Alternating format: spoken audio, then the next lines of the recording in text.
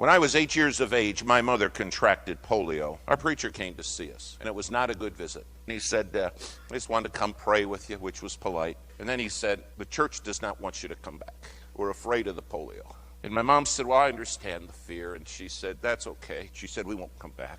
But she said, Pastor, could you do me one favor and pray that God would give me something to do for him? That preacher looked at my mom and said, Miss Gibbs, you need to understand God's through with you. My mom turned to that preacher and she said, you're wrong. She said, I'm extremely damaged goods, but God loves to use extremely damaged goods. And she said, you're wrong, Pastor. You're just wrong. When he left, my mom said, Davy, you come here. She said, God's never through with anybody. If you got breath, you got something to do for God.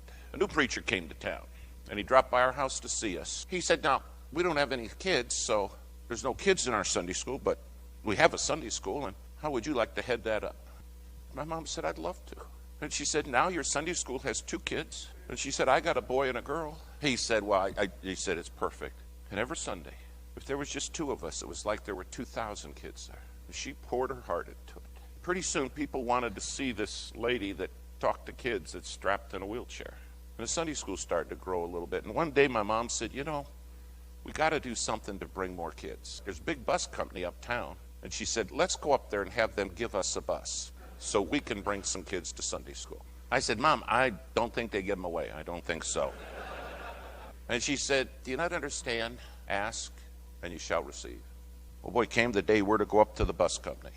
This young receptionist sitting there, a girl, and she said, can I help you folks? And my mom said, yeah, we've come so you can give us a bus. And the girl looked a little puzzled, and she said, you mean you want to buy one, or you want to? She said, no, we don't have money. We need you to give it to us so we can get kids to Sunday school. And here comes the owner. The owner comes down, nice man. He says, lady, I understand you want me to give you a bus, and I'm not going to do it. And he said, there's something tearing me up inside, and that's why I'm here.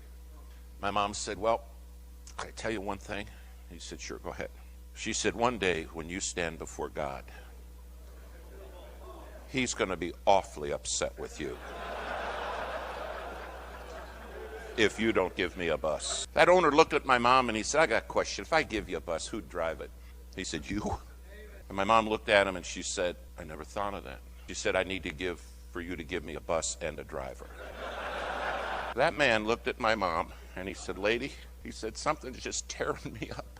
Do you understand? Our God is in control. He said, here's the deal. I'm going to give you one bus, one driver, one Sunday. One and only one.